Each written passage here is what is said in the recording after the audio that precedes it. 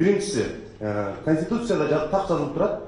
Ар бир адам эркин ой жүгүртүүгө жана пикирге ээ болууга укуктуу. Ар бир адам өз пикирин эркин билдирүүгө, сөз жана басма сөз эркиндигине укуктуу. Эч ким өз пикирин билдирүүгө же андан баш тартууга мажбурланышы мүмкүн эмес деп Конституцияда так жазылып турат. Бирок азыр мен сайтта карасам, кактуста жазыптыр, Азиз Абдурасулованы МВД суракка чакыртты дейт. Эмне үчүн десе, сиз Фейсбукка акыркы убакта көп жазып атасыздар. Конституция түздөн-түз бузулуп атат. Урматтуу кесиптештер, анык эмес маалыматты коргоо боюнча мыйзам долбоорубуз, мына бул жерде турган авторлор Адахан Кисанбаевич, Чыңгыз Азаматович, Дастан Дагабаевич, Гүл Акматовна баарыбыз ошол мыйзамды иштеп чыккандардын катарындабыз. Коомдук талкуу бүттү. Бул кырдаалдан чыгуунун жолу Мурат Каменович. Биз баарыбыз диалогко киришибиз керек. Ошол мыйзамда жазылган. Мисалы азыр Азаттык 24 KG жана башка маалыматтык сайттарды 24 сааттын ичинде биз мындай ошол беренени алып сала атабыз. Анткени азыр Маданият министрлиги эле чечим кабыл алып туруп, эч кандай эскертүүсүз жаап салып атат. Биз ошол сайттын ээсине дагы мүмкүнчүлүк беришибиз керек. Биз бул маалыматты мындай алганбыз деп. Мына ошондо туура болот да.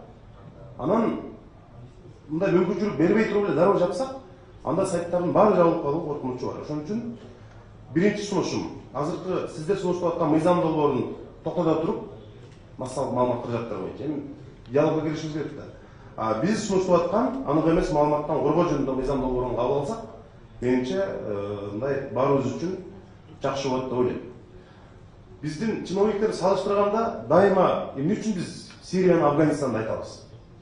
Өнүккөн өлкөлөрдү айтсак болбойбу? Мисалы, Түштүк Кореяны же жана башка сөз эркиндиги калыптанган, адамдардын укугу калыптанган, ошол эле убакта экономикасы өсүп аткан мындай өлкөлөргө салыштыра жүрсөк дагы жакшы болот эле деп ойлойм. Анан мына сиздер президенттин жанында отурасыздар, биз парламентте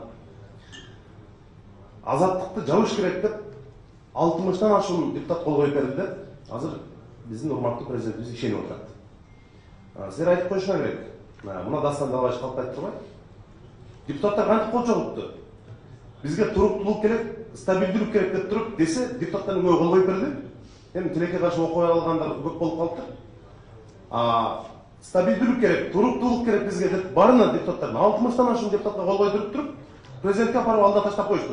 Урматтуу президент, кичинеле азаттык жабылсын деп, мына парламенттин жарымынан көбү колдоп атпайбы? Деп мына ушинтип адаштырышат. Ошону сиздер туура түшүндүрүп коюш керек. Депутаттардын албетте мен баягы эч мындай бир шек келтиргим келбейт.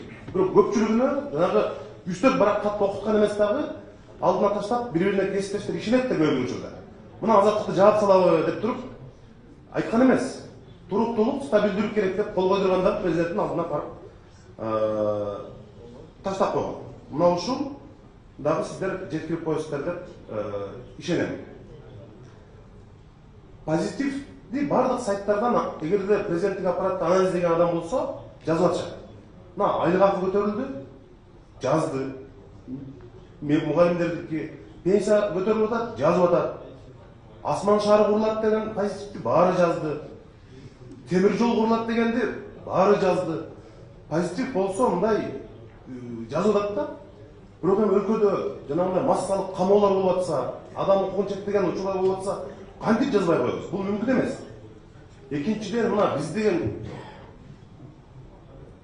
мүмкүнчүлүгү көбүрөөк. Ушул Россия, Кытай жаап койсо жаап коет эле го. VPN'ди жана башканы. Азыр дүйнө таптакыр башкача. Массалык маалымат каражаттарын жаап салам деген азыр мүмкүн эмес. Чоңалайга же Баткенге же Нарындын, Акбаштын любой айылына барсаңыз, баарында бирден смартфон бар. Бүт баары азыр мындай маалымат алуу укугу бар.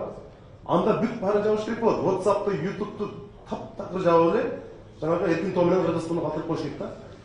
Эми мына аны жаап салуу бул мындай мүмкүн эмес да. Мурат Каменович, сиздер эми ошону туура түшүндүрүп, кандайдыр бир баары биз баарыбыз Кыргызстанга күйөбүз.